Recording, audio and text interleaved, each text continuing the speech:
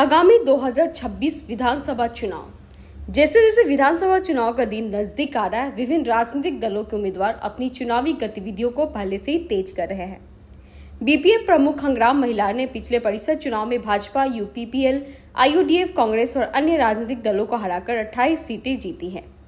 आगामी विधानसभा चुनाव के लिए पहले से ही कई बीपीएफ उम्मीदवार हैं, जिसमें इब्राहिम खलील तालुकदार शामिल है। इब्राहिम खलील तालुकदार बीपीएफ पार्टी के मजबूत उम्मीदवार, आशावादी उम्मीदवार है। पर्वतझोड़ा विधानसभा क्षेत्र के कोरों में बैनर पोस्टर लगे हैं। इब्राहिम खलील तालुकदार आगामी विधानसभा चुनाव में बीपीएफ पार्टी के उम्मीदवार हैं।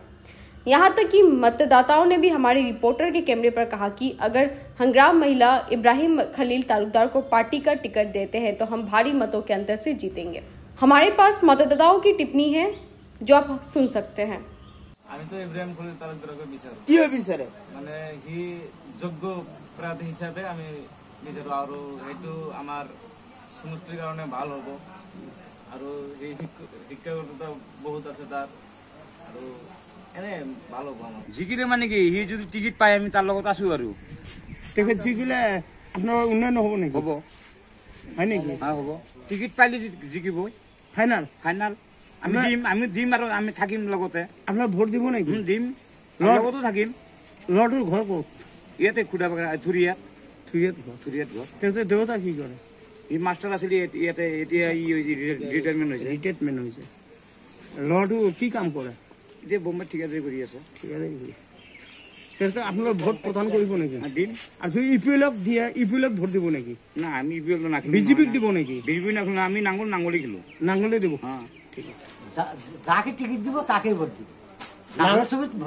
নাঙল ইব্রাহিম খলিল লড়াটো কেনেকুৱা লড়াটো ভাল, কিন্তু যদি হাগ্রামায় তাক না দেয় আমি তো তাক নিয়ে দিই। আচ্ছা হাগ্রামা দিব তাকেই আমরা তাহলে হাগ্রামা খলিলুর রহমান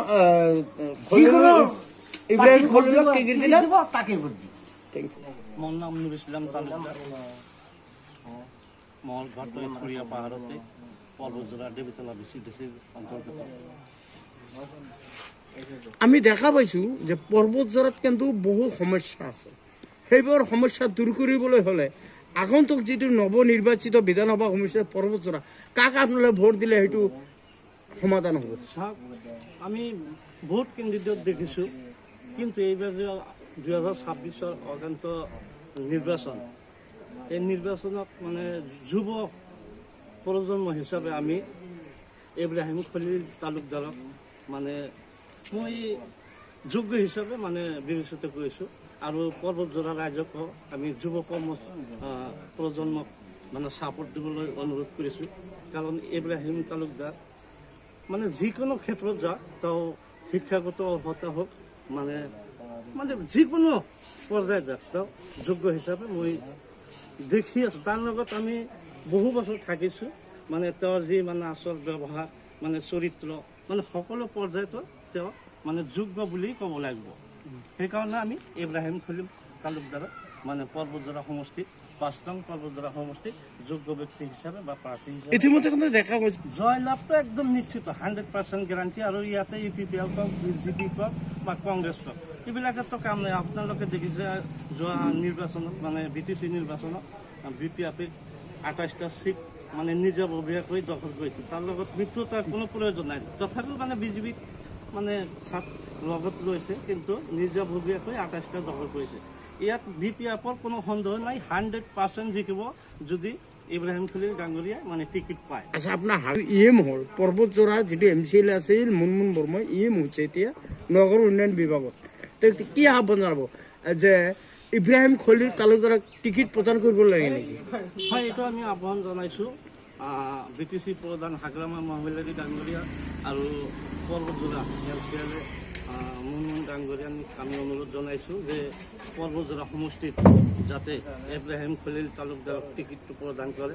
মানে আমাৰ সকলো মানে যুৱ প্ৰজন্ম আৰু ৰাইজে তেওঁক ছাপোৰ্ট কৰে। মানে প্ৰতিটো পৰ্যায়ত তেওঁ যোগ্য হিচাপে বিবেচিত কৰিছে আমাৰ এই অঞ্চলৰ ৰাইজে। আমি অনুৰোধ কৰিছোঁ যাতে ইব্ৰাহিম খলিল তালুকদাৰক ক'ব বিচাৰিছে যে কংগ্ৰেছ, ইউপিপিএল, বিজেপিৰ অস্তিত্ব নাই। হয় হয়, এইটোতো আপোনালোকে দেখিছে। এইবিলাকৰ মানে BTRত বিশেষকৈ BTC কোনো অস্তিত্ব নাই, BPF বিহীন কোনো অস্তিত্ব নাই। এইটো আপোনালোকেও দেখিছে আৰু এইটো 100%।